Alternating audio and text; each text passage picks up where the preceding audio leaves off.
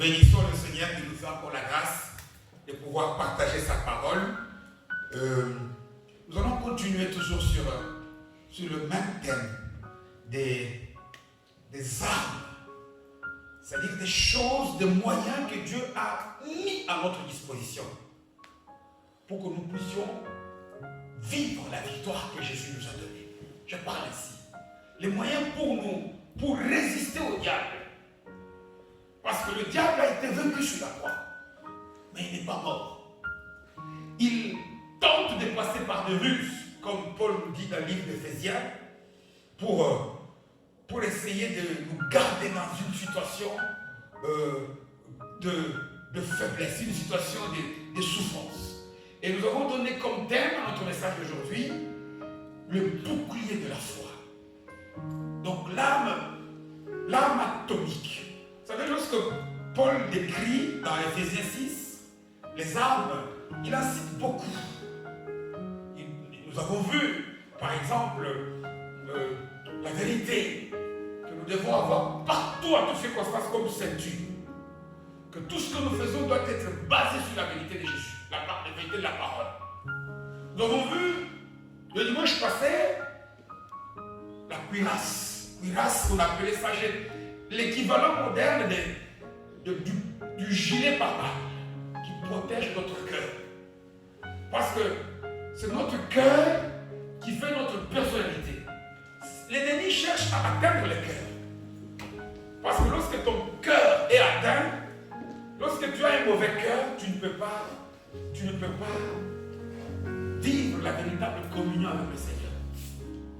Et notre cœur doit être protégé par une cuirasse, donc un gilet pare-balles. Parce que nous avons vu dans l'explication de la parabole du Seigneur, Jésus dit, il n'y a qu'un cœur fertile.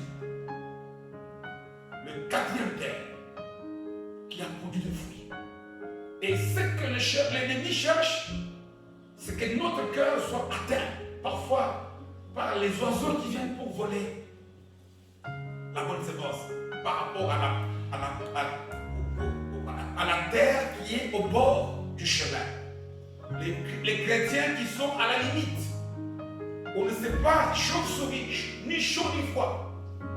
Les chrétiens qui sont chrétiens aujourd'hui, qui sont païens demain. C'est ça le bord de la route, la limite. Parce que quand on quitte la maison pour aller dans les champs, on atterrit d'abord sur le bord du chemin. Et puis on entre en plein chemin. Mais même, il a dit aussi que même à l'intérieur du chemin, et du champ, pardon, il y a des terrains qui ne sont pas profonds. Pourquoi? Parce qu'il y a des cailloux dedans. Et aussi, il y a des terrains qui sont dominés par les sacrements. Donc, il nous a dit, pour pouvoir protéger notre cœur, travaillons toujours, partout où nous agissons, les chrétiens doivent toujours chercher à travailler pour la justice de Dieu. Il a cité beaucoup les chaussures qu'il compare aux ailes qui donnent l'évangile de la paix. Il parle peut-être par exemple de l'épée de la parole. Hébreux 4 nous dit c'est la parole qui est capable de sceller ce qu'on ne peut pas sceller. Il nous parle du casque du salut pour protéger nos têtes, nos pensées. Parce que si la tête est atteinte, tu es perdu. Tu deviens fou. Mais aujourd'hui, quand il parle, si vous remarquez Éphésiens 6, lorsqu'il cite l'arme de la foi, il dit prenez par-dessus toutes choses. Donc ça c'est l'arme des armes qu'il appelle le bouclier de la foi. Le bouclier, ceux qui ont déjà vu les films anciens, parce qu'ici Paul parle à l'époque où l'Empire romain régnait sur quasiment toute l'Europe. Et le militaire de référence, c'était le militaire romain qui avait un bouclier, c'est-à-dire une sorte de paravent, un mur. Tu as beau avoir le casque, tu as beau avoir une cuirasse, mais sans bouclier, l'ennemi envoyait des flèches qui étaient bourrées de graisse chauffée. Lorsque ça te touche, ça flambait. Voilà pourquoi il prend l'image, prêtée par-dessus tout le bouclier de la foi, pour éteindre les flèches ou les traits enflammés de l'ennemi. Ça, c'est l'image. Et donc, nous avons compris que le thème, l'arme de la foi, est l'arme des armes. C'est l'arme qui met l'ennemi KO. Mais étant donné que l'arme de la foi, c'est là où on peut mettre un stop par rapport aux armes, et l'arme la plus puissante, mais aussi l'arme la plus attaquée. L'arme la plus mal comprise par les chrétiens. Tout le monde parle de la foi. Mais quand tu le vois agir, tu vois qu'il n'a pas compris ce qu'il dit. Tu vas demander de gens, c'est quoi la foi? Il te dit, la foi, ferme assurance, des choses qu'on espère, une démonstration des choses qu'on n'a pas. Ça veut dire quoi concrètement? Ça voudrait dire quoi concrètement? Tu vas voir quelqu'un qui dit, oh, mais toi, tu vois, tu n'as pas la foi. Mais pose la question, je vais l'acheter dans quel supermarché? C'est qu'il ne comprend pas. Oui, c'est bien de dire, tu n'as pas la foi. C'est peut-être vrai. Mais si nous n'avons pas compris, parce que si vous regardez toutes les époques de la Bible ici, on va te parler de la période de Moïse, comme était la période de la croix, la période des juges, la période des prophètes. On nous parle par exemple de notre temps ici, on dit le temps de la grâce. Mais il y a un thème qui traverse la Bible dès le premier jour, jusqu'à aujourd'hui, c'est la foi. La foi, elle est constante, elle traverse toutes les époques. On parle de la foi de la première page de la Bible. Par exemple, c'est qu'Adam et Ève ont manqué. C'est la foi. Ce qui a fait que Abraham puisse devenir aujourd'hui le père des croyants. C'est la foi. Mais ça, c'est dans l'ancienne alliance. Ce qui a fait que, même dans notre alliance, des exemples qu'on cite tous les jours, la foi, on l'appelle des exemples. Le Bartimée, c'est la foi. Donc nous devons bien comprendre cela. Pas d'une manière théorique, dans la vie. Qu'est-ce que c'est? On dit ceci. Ça, c'est Habakkuk qui le dit. Habakkuk chapitre 2, verset 4. Il dit, le juste, celui qui pratique la justice, vivra par la foi. Donc, la foi est un mode de vie. Si aujourd'hui, je pense que je l'ai déjà dit, Abraham revient, on lui parle de la foi, il ne sait pas. Parce que ce qu'on dit d'Abraham, il est de la foi parce que c'est la vie de cet homme qu'on appelle une vie de foi. La foi est un mode de vie, mais un mode de vie important. Pourquoi? Parce qu'on dit que c'est d'abord Paul qui le dit dans le 2e chapitre d'Éphésiens. Il dit c'est le moyen par lequel nous pouvons recevoir la grâce que Dieu nous a donnée. Nous sommes sauvés par grâce, mais il y a un moyen de pouvoir avoir cette grâce. Éphésiens 2, 8. Il dit par exemple, Jésus, on va le voir ici, il dit si vous avez la foi petite comme un grain de sénévé, on déplace les montagnes. Ça c'est une image. C'est-à-dire que c'est la foi qui, une montagne, quand on parle de montagne, quand tu as devant toi une montagne, c'est-à-dire que tu as un obstacle qui t'empêche d'avancer.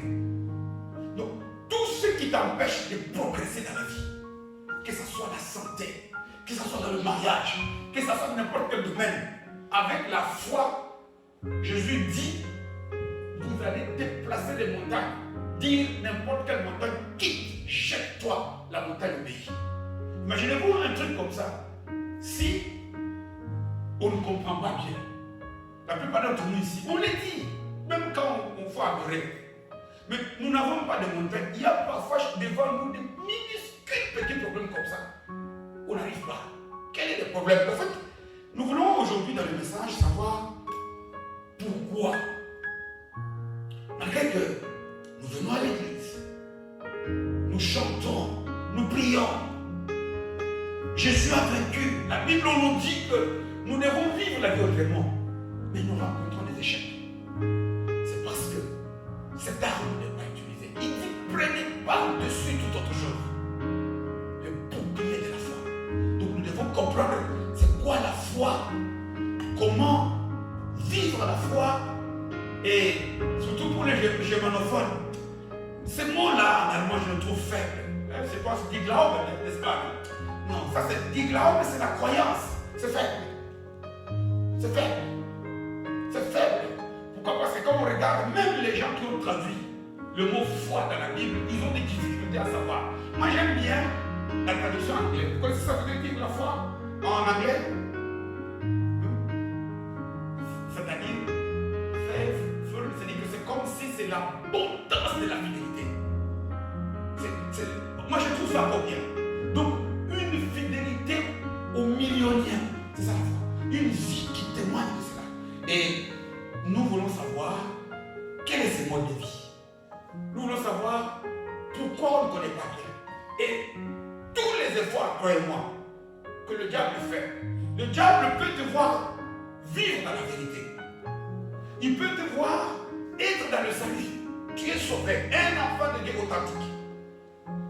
Mais il va toujours chercher à toucher à cette âme. Parce que lorsque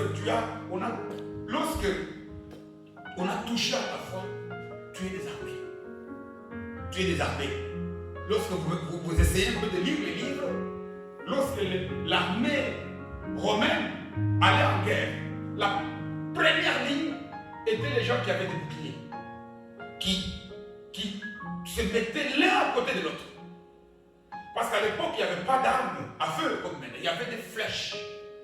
Et la première ligne, lorsqu'on a détruit la ligne des boucliers, vous êtes foutus. Parce que n'oubliez pas que le combat à l'époque était du combat à l'épée, au corps à corps. Imagine-toi, quelqu'un qui est dépourvu de la foi, même s'il a la parole. Vous vous souvenez des fils d'Esqueva, hein? Qui manquaient la foi à Jésus, mais qui ont tenté de parler au nom de Jésus. Ils ont connu leur sort. Tu ne sauras même pas utiliser l'épée de la parole lorsque tu es dépourvu de foi. Et c'est ça que l'ennemi cherche à rendre. Nous voulons donc, en quelques mots aujourd'hui, partager par rapport à ça, comprendre comment, c'est quoi réellement la foi, en des termes simples. Ça, c'est un terme qui doit toujours revenir presque à chaque chapitre. Parce que je vous dis, c'est la base de la relation entre un chrétien et Dieu. C'est la foi. C'est comme par exemple, s'il n'y a pas ça, il n'y a pas de relation. Parce qu'aujourd'hui, les gens pensent à la foi tout simplement en termes moyens pour avoir des choses de la part de Dieu. Ça n'a pas de sens. Il n'y a pas que ça. Il n'y a pas. Il y a des gens qui. Il y a beaucoup de.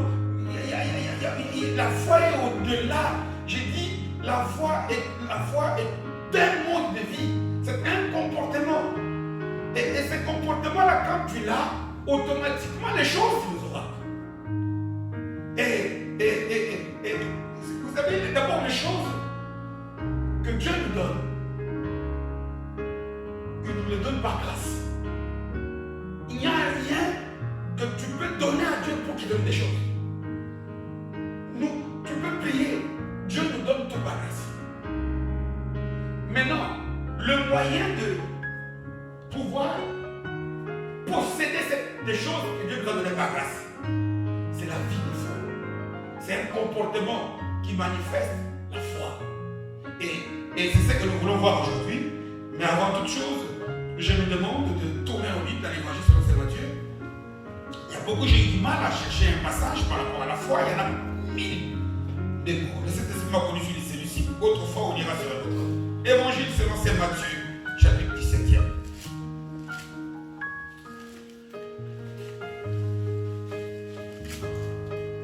Évangile selon Saint Matthieu, chapitre 17e. Et nous lirons à partir du 14e verset. Descends. Matthieu, 17e chapitre. Et nous lisons du 14e verset jusqu'au 21e. J'ai eu la parole de Dieu de Jésus. Lorsqu'ils furent arrivés près de la foule, ça c'est Jésus, avec Jacques, Jean et Pierre. Lorsqu'ils furent arrivés près de la foule, un homme vint se jeter à genoux devant Jésus et dit, Seigneur, aie pitié de mon fils, qui est lunatique et qui souffre cruellement. Il tombe souvent dans le feu et souvent dans l'eau. Je l'ai emmené à tes disciples, Matthieu 17e, à partir du je lis maintenant le verset 15e. Matthieu, Seigneur, aie pitié de mon fils, qui est lunatique et qui souffre cruellement. Il tombe souvent dans le feu et souvent dans l'eau. Je l'ai emmené à tes disciples et ils n'ont pas pu le guérir. Écoutez la réponse de Jésus. Il ne s'adresse pas à cet homme. Parce que ce passage, il y a beaucoup de polémiques. Il y a des telles choses. On va voir aujourd'hui la forme, mais on reviendra. Ici, il s'adresse aux disciples. Cet homme, il accuse le disciple contre le même. Il dit à ses disciples, race incrédule et perverse, répondit Jésus. Jusqu'à quand serai-je avec vous? Jusqu'à quand vous supporterai-je? Amenez-les-moi ici. Jésus parla sévèrement au démon qui sortit de lui et la foi fut guérie à leur main. Alors les disciples s'approchèrent de Jésus et lui dirent en particulier, quand ils étaient en aparté, seuls à seul, pourquoi n'avons-nous pu chasser ces démons? Pourquoi avons-nous échoué alors que nous sommes disciples? Écoutez ce qu'il dit. C'est à cause de votre incrédulité. Il répond ce qu'il a dit. Il leur dit Jésus, je vous le dis en vérité, si vous aviez, donc au moment où vous étiez en train de vouloir chasser les démons, si vous aviez de la foi comme un grain de sénévé, vous diriez à cette montagne, ça c'est la montagne qui donnait la maladie à cet enfant, transporte-toi d'ici.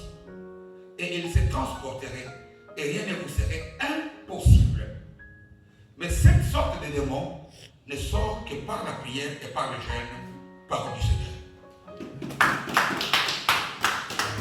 Amen. Combien de fois on a entendu parler de ce passage? Et combien de fois vous voyez même que tous les jours, tout le monde ici, surtout par rapport au verset 21 ici. Ah, maintenant pour chasser, pour chasser les démons, il ne sort que par le jeûne et la prière. De quel démon Jésus parle-t-il ici? Il parle ici du démon de l'incrédulité qui était dans les disciples et qui ont empêché ces gens à manifester la foi quand ils étaient en train de vouloir chasser les démons, l'esprit impur qui était dans le corps dans cet enfant. Donc nous sommes ici devant un échec terrible. Vous savez, cette histoire se passe, nous sommes quasiment à la fin du ministère de Jésus. Parce que dans peu de temps ici, vous voyez qu'il va passer à l'acte final, qui va le conduire à la croix. Donc, Jésus a déjà travaillé avec ces gens. Les Pierre, les Jean, les Jacques, les Matthieu. C'est des gens qui avaient la foi. C'est des gens, si vous lisez notre évangile, Luc 10, Marc 6, entre autres. Matthieu ici 10, Matthieu 10, Luc 9.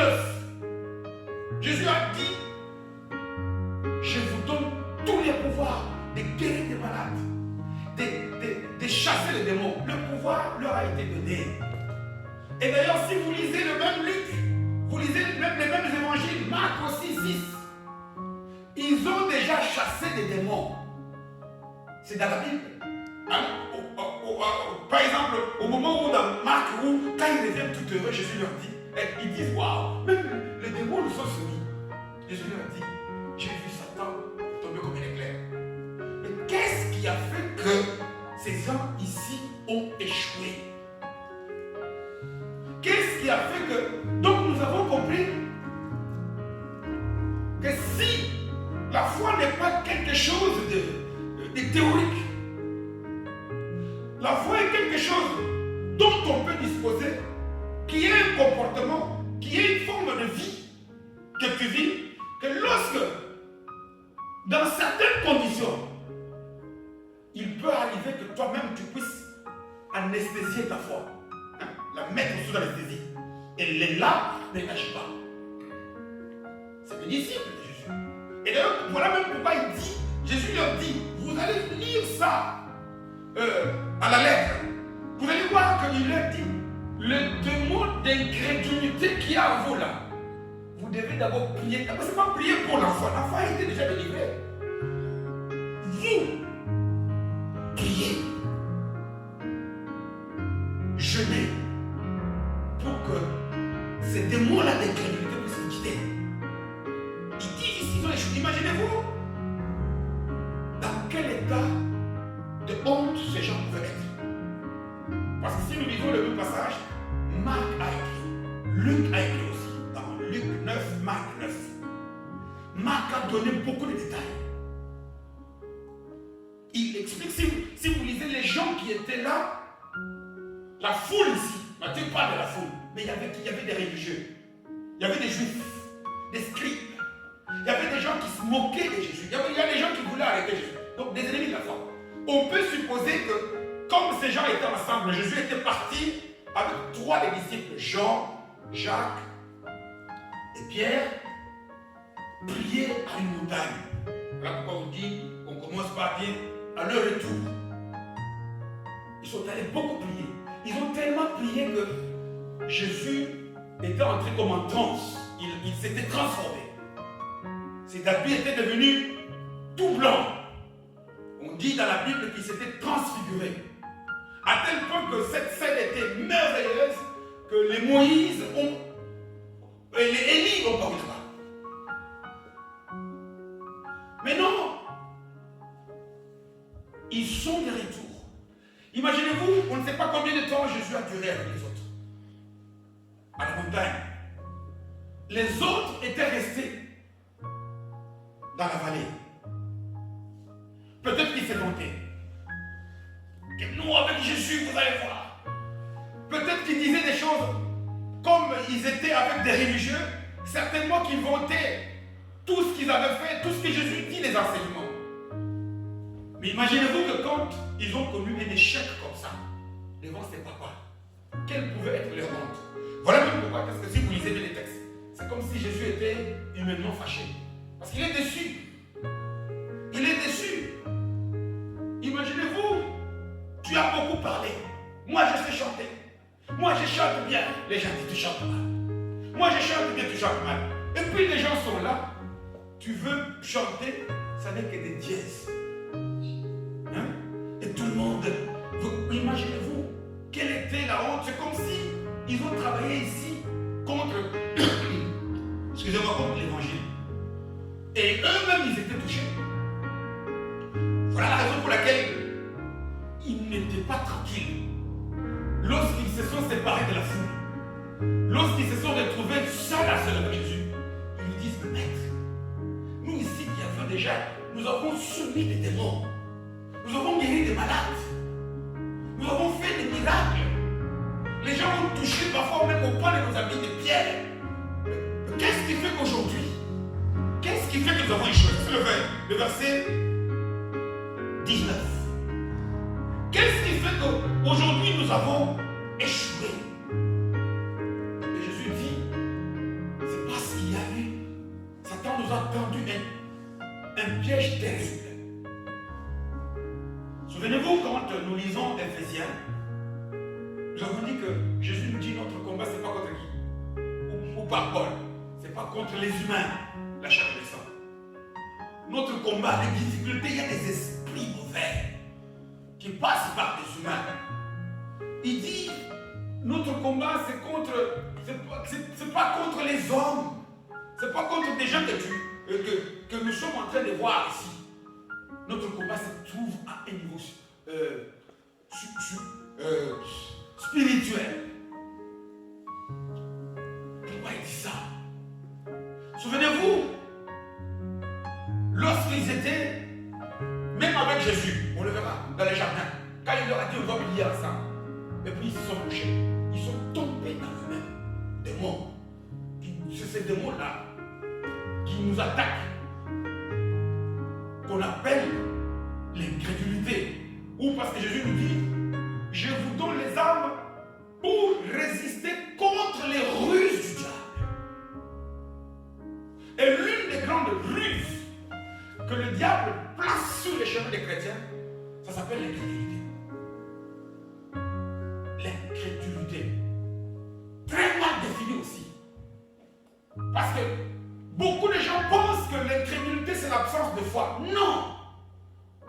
L'incrédulité c'est lorsque nous sommes dans un état qui annihile l'influence de la foi. Lorsqu'on se retrouve dans des circonstances telles que cette ruse-là annule, c'est comme quelqu'un qui doit être opéré, on lui donne l'anesthésie. La personne n'est pas décédée, le corps n'est pas décédé, mais l'anesthésie empêche le corps d'agir. Et c'est une des très grandes ruses qui fait que les chrétiens échouent. Voilà même pourquoi est-ce que Paul compare la foi à un bouclier. Un militaire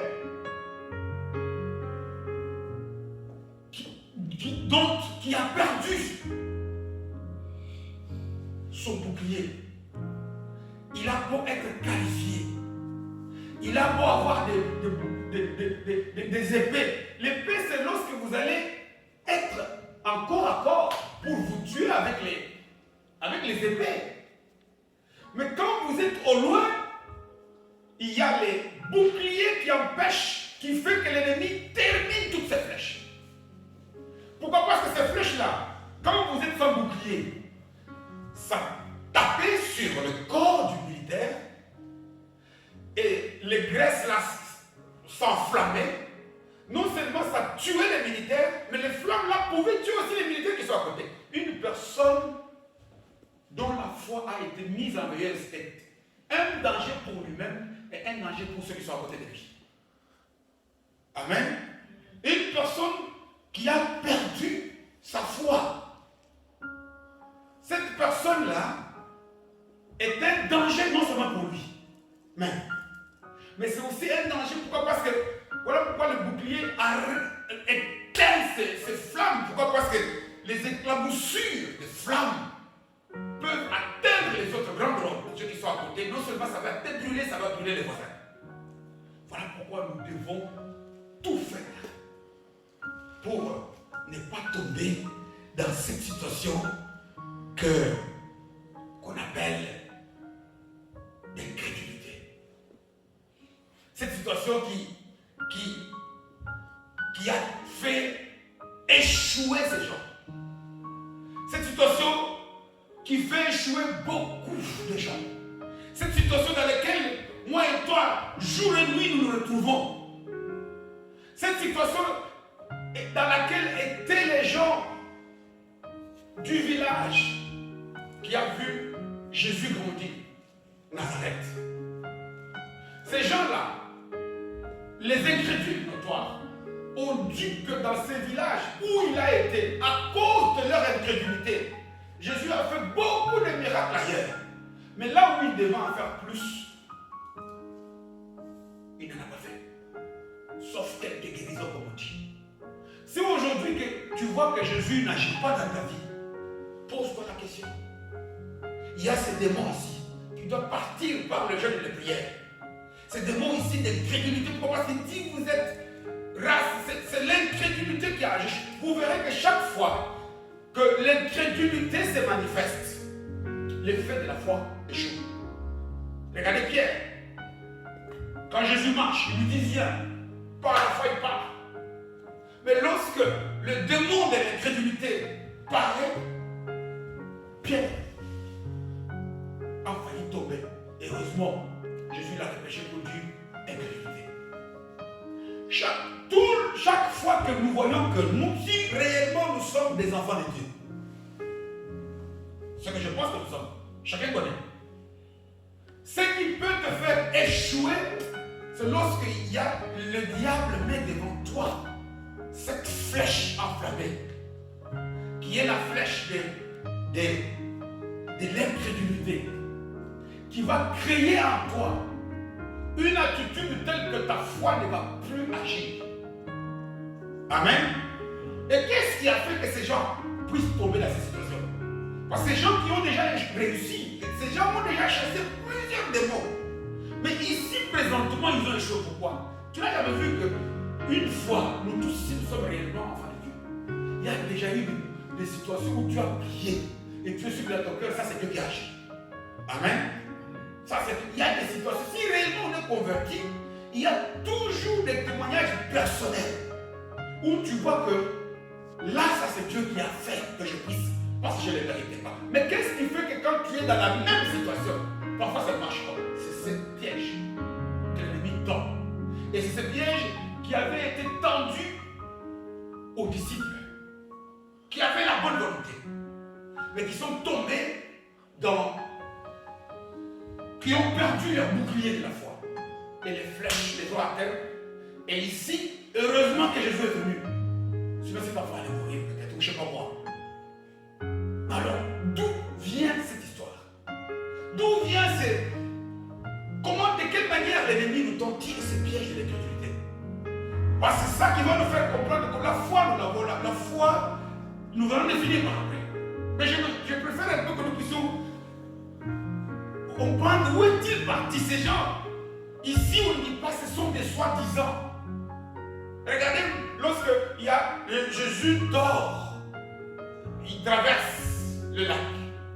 Et puis il y a une tempête. Les gens courent, lui, maître, ne vois-tu pas qu'on va périr? Il a dit la même chose. Mais ces gens avaient la foi. Mais leur foi n'a pas su agir à ce moment-là. C'était le même démon aussi. Donc il est question. Avec ces démons, tu es sûr que le diable va te faire échouer. Et lorsque tu échoues, tu tombes maintenant dans des histoires où Dieu n'agit pas. Oh, Dieu ne fait ceci. Et ici, j'aimerais que toi, nous puissions bien comprendre. Je dis l'arme des armes. Tu ne peux pas, on dit, Habakkuk dit, ne dis pas, le juste vivra par la foi de l'église. Non. Ton église peut avoir la foi. Mais Habakkuk, qui a été cité aussi dans l'Hébreu, il dit, le juste vivra par sa foi. Amen. Vous ne pouvez pas passer parce que mon papa est pasteur, sa foi va me sauver. Non. Sa foi peut t'aider toi aussi à vivre une vie de foi. Comme on avait dit à ces militaires romains, crois en Jésus, et toi et ta famille. Pourquoi? Parce que si les parents sont convertis, il y a plus de choses qui donnent l'éducation chrétienne, qui donnent la parole, et qui savent eux aussi puissent profiter de ça. Mais lorsque tu es venu à Jésus, le salut est individuel. Amen. C'est la vie individuelle que toi tu mènes qui va faire que tu vas voir la gloire de Dieu ou que tu vas vivre des misères. Ici, qu'est-ce qui se passe que dans ces cas bien précis?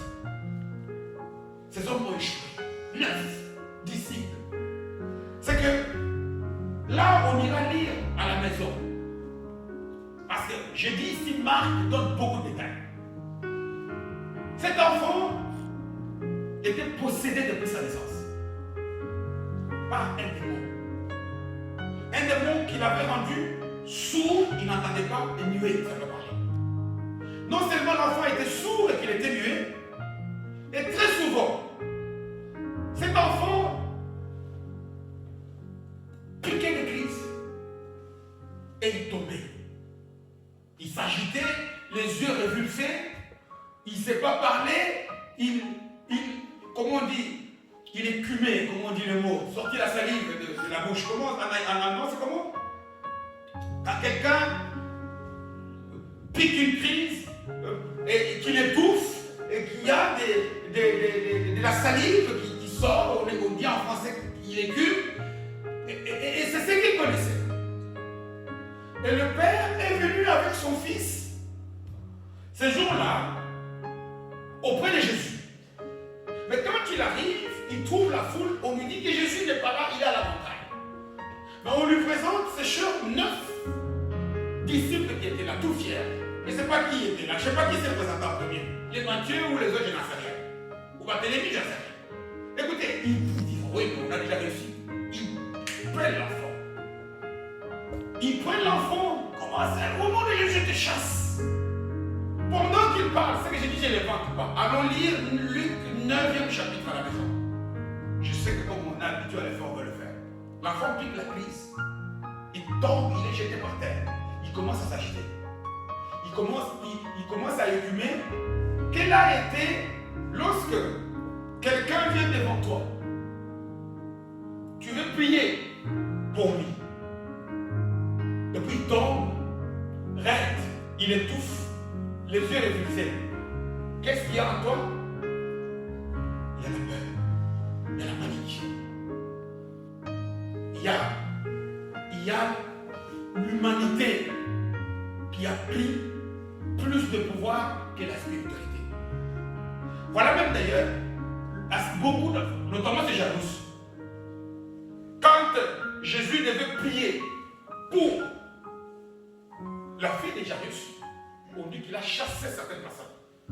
Voilà pourquoi lorsqu'il y a, tu veux faire quelque chose de sérieux, prière, Jésus nous conseille d'être dans les lieux secrets, peut-être pas seul, avec des gens qui ne peuvent pas faire en sorte que tu tombes dans l'incrédulité.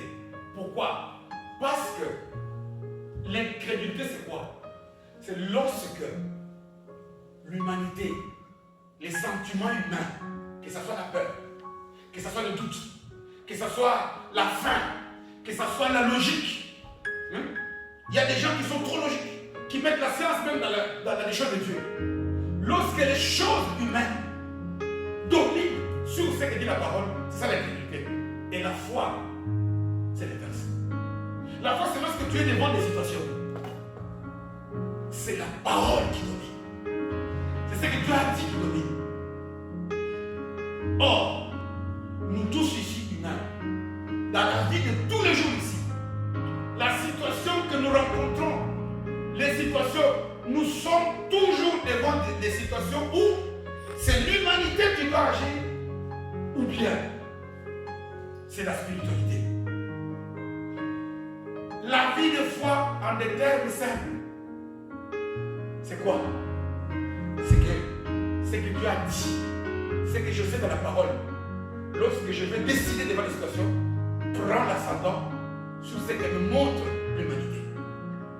Ici, dans la situation de ces gens, c'était la peur. La peur que si je dis la vérité ici, on va me couper le courant. Tu mens. Tu es tombé dans l'incrédulité. Sache que tu as tout annulé. Ne triche pas. J'ai tellement souffert dans le chômage. Si tellement je glisse ces mensonges, il va me prendre. Tu auras peut-être les postes, mais tu l'auras sans Dieu. Amen. Dans chaque situation où ce qui est de l'homme, je dis bien que ça soit même l'intelligence humaine, que ça soit même tout ce qui n'est pas bon, lorsque ça domine, alors là, tu annules, parce qu'à ce moment-là, l'état dans lequel tu es, ça s'appelle l'incrédulité. Et c'est toi-même qui étouffe la foi d'agir. Et chacun d'entre nous, voilà pourquoi je répète toujours cette phrase d'Habakkuk qui dit « Le juste vivra par sa foi ». Imagine-toi, dans cette situation-là, qu'est-ce que ton pasteur va faire? Qu'est-ce que tes parents vont faire?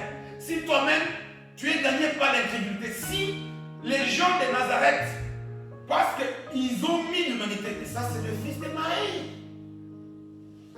Nous l'avons vu grandir. Il était tout le temps en train d'aider son père Joseph, qui était menuisier. Ça, c'est l'humanité qui gagne. Lorsque tu es devant des situations, c'est passé. Entre ce que Dieu dit et ce que l'humanité dit, tu choisis quoi? Chacun d'entre nous. Parce que devant chaque situation qui se pose dans nos vies, c'est deux choses se posent. Et ici, ce qui a fait que ces gens-là, même pourquoi est-ce que si vous lisez d'ailleurs Marc, vous verrez que devant, quand Jésus arrive, et qu'on lui parle, il dit amenez-moi l'enfant. Et quand il appelle l'enfant, l'enfant vit la crise. Jésus, vous allez voir, si vous voulez, on peut lire. Hein? Marc 9, lisons. Marc 9. Marc 9.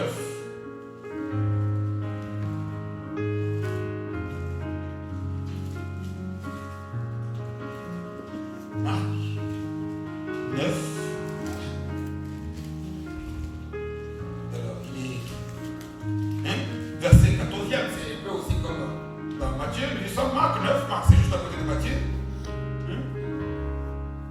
Nous sommes, lorsqu'il fut arrivé près des disciples, ils virent autour d'eux une grande foule et des scribes, les religieux, qui discutaient avec eux. Dès que la foule vit Jésus, elle fut surprise et la courut pour se lui saluer. Il leur demanda sur quoi discutez-vous? Discutez-vous avec eux? Ça, c'est les disciples. Discutez-vous avec eux. C'est un petit papier aussi qui voit. Et un homme de la foule lui répondit: Maître, j'ai amené auprès de toi mon fils qui est possédé d'un esprit muet. En quelque lieu qu'il le saisisse, il le jette par terre. L'enfant écume, il grince des dents et devient tout raide. J'ai prié les disciples de chasser l'esprit et ils n'ont pas pu. Alors il parle, Jésus parle au 19, race incrédule, leur dit-il, jusqu'à quand serai-je avec vous? Jusqu'à quand vous supporterai-je? Amenez-le-moi. On le lui amena. Aussitôt que l'enfant vit Jésus, l'esprit l'agita avec violence. Il croyait que Jésus lui allait paniquer. Mais écoutez, Jésus, il tomba par terre églé. Jésus demanda au Père combien de temps. Jésus ne s'occupe. Tu sais, quand il y a une discussion, quand l'ennemi veut te pousser, tu es devant une situation comme ça. Il te pose devant une situation pour qu'il te puisse avoir la peur ou quoi. Jésus, lui, ne s'est pas préoccupé de ça. Il a appelé, il s'est occupé d'autre chose. Combien de temps y a-t-il que cela lui arrive? Depuis son enfance, répondit-il. Et souvent, l'esprit l'a jeté dans le feu et dans l'eau pour le faire périr. Mais si tu peux quelque chose, viens au secours et compassionne-nous. Jésus lui dit, si tu peux, tout est possible à celui qui fait quoi? Celui qui croit. On peut s'arrêter là. Tout ça pour dire, pour les disciples ici, c'était la peur. Et la peur, il n'y a pas que la peur. Et je parle ici de la peur, mais pour chacun peut remplacer cette situation par rapport à ce qui l'empêche de donner la victoire à la parole. Qu'est-ce qui te pousse au mensonge? Qu'est-ce qui te pousse à la tricherie? Qu'est-ce qui te pousse à un moment donné? Parce que la plupart d'entre nous qui venons dans les églises ici, on n'a pas vu faire le mal. Mais il y a toujours, lorsque nous sommes dans cette condition-là, l'humanité domine. Et c'est ça qui fait que lorsque l'humanité domine, tu as enlevé ce qui empêche les faits du diable de ta tête. Voilà pourquoi l'incrédulité, Jésus le dit dans Matthieu, cette sorte de démon-là, il faut beaucoup prier. Prier, mon Dieu, je ne dois plus mentir, je ne dois plus moi. Pourquoi moi je suis attaché à l'argent comme ça? Et jeûner par rapport à ça. Pas jeûner par rapport à l'enfant. L'enfant a déjà été. Voilà même pourquoi est-ce que lorsqu'ils dorment dans les jardins de Gethsémane, Jésus dit, veillez, de faire quoi? Et priez pour qu'eux ne tombent pas, ne chutent pas. Nous chutons beaucoup parce qu'on prie peu. Ici, la prière joue un rôle. Par rapport à nous-mêmes. Par rapport à, tu es devant une difficulté comme ça, prie. Tu vois que ton cœur veut lâcher. Il veut te pousser à faire agir l'incrédulité. Prie. Jeûne. Voilà pourquoi dans nos assemblées ici, il y a jeûne que lorsque le pasteur a dit des vins, vendredi passé il y a jeûne. Chaque personne ici, par rapport à sa propre vie, peut se choisir même un jour tous les 6 mois. Je dis comme ça, pour ne pas exagérer. Où il prie pour que sa foi ne puisse pas faillir. Voilà pourquoi Jésus dit à Pierre, on l'a lu ici il y a quelques semaines, Pierre, le diable veut vous cribler. Mais moi j'ai prié pour que la foi, parce qu'une personne dont la foi n'agit pas, même si elle est là, mais lorsque la foi est anesthésiée, elle n'agit plus. Et c'est là où nous allons peut-être continuer le dimanche prochain, où nous allons comprendre comment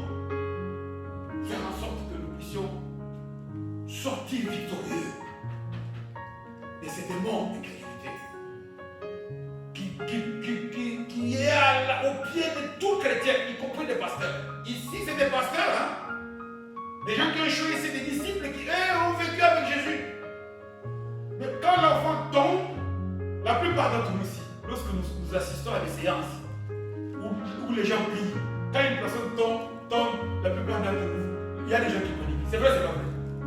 Il y a des gens, vous savez que lorsque vous paniquez là, vous pouvez communiquer l'incrédulité à celui qui a en train de prier. Parce qu'il y a des gens qui peuvent être possédés par des esprits qui lui donnent.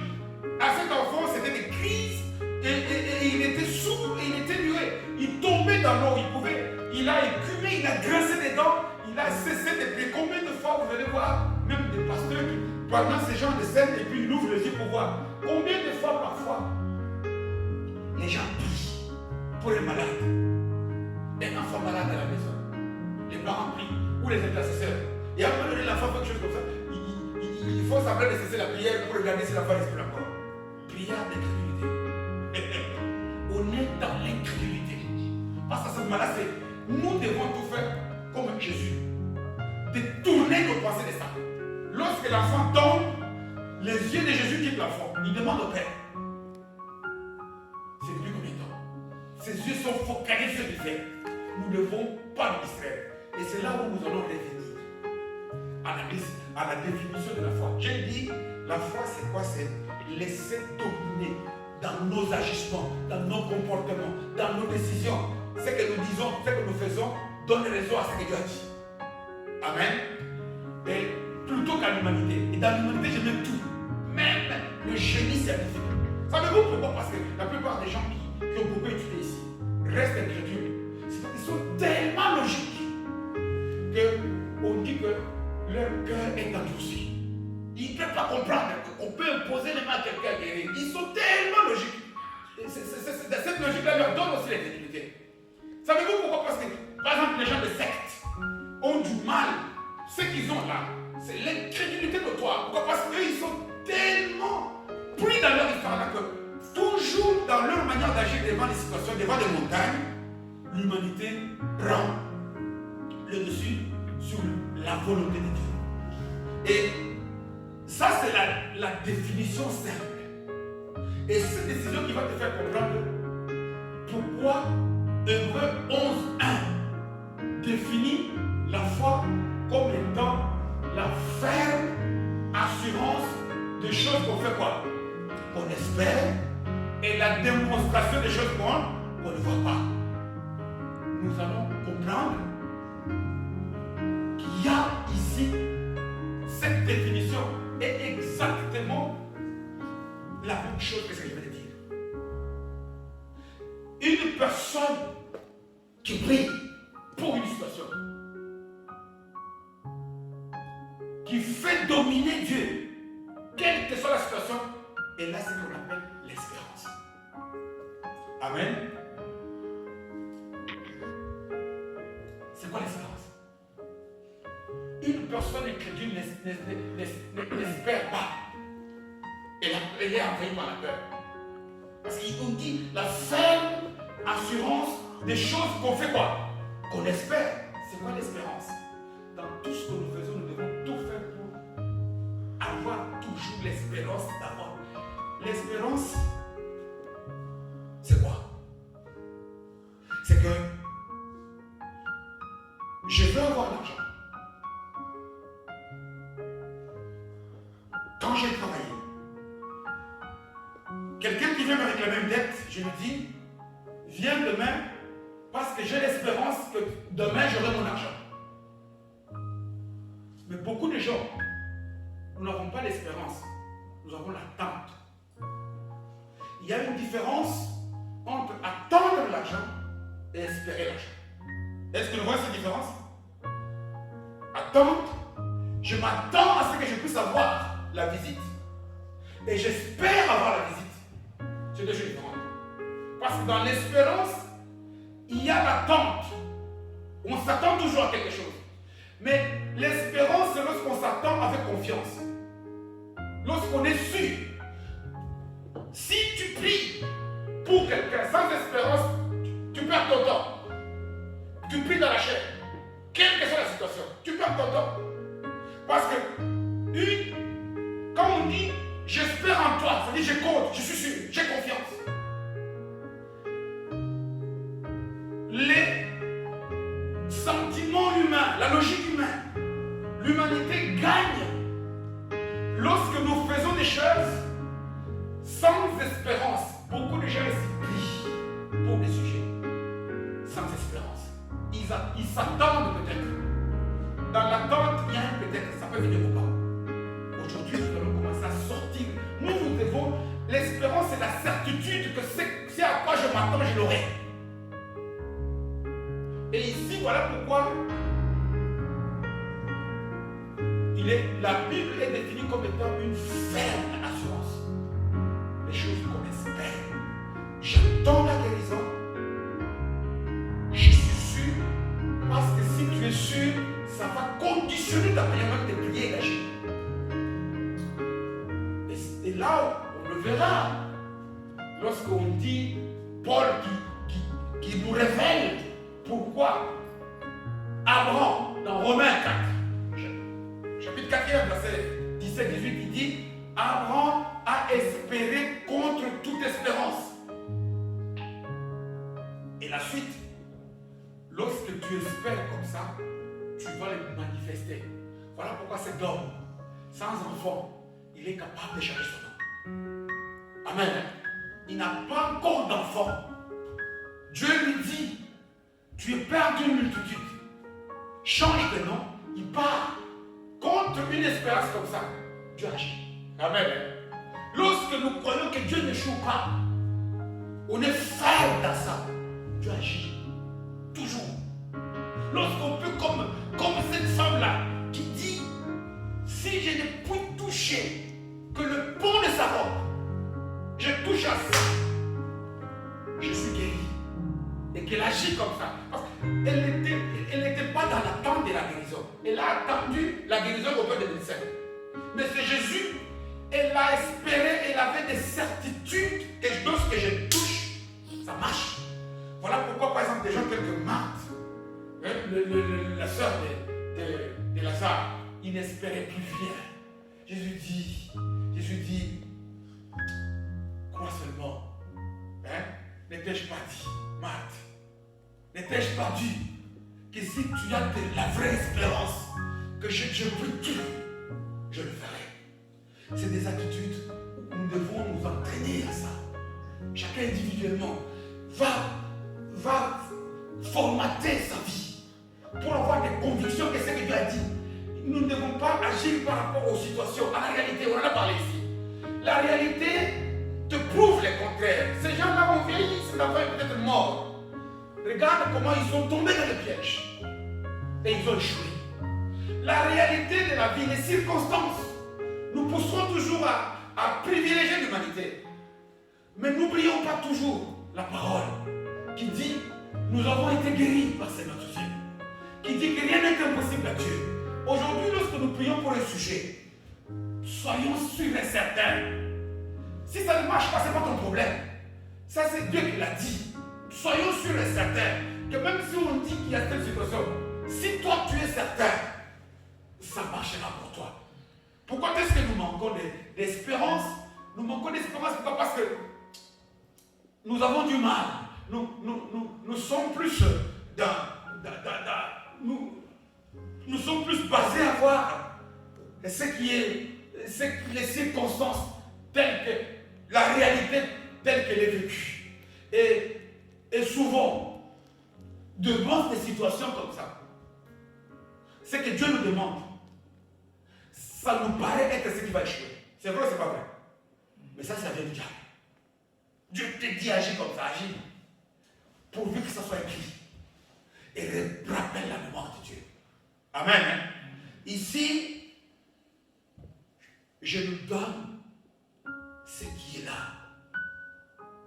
Les mêmes personnes, lorsqu'ils ont pris la même autorité et la même foi, ils ont chassé les démons. Je ne sais pas quelle est cette montagne, qui se place devant toi.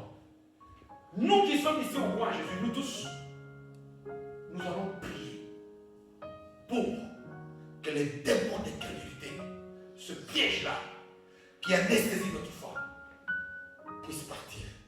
Que Dieu bénisse sa parole.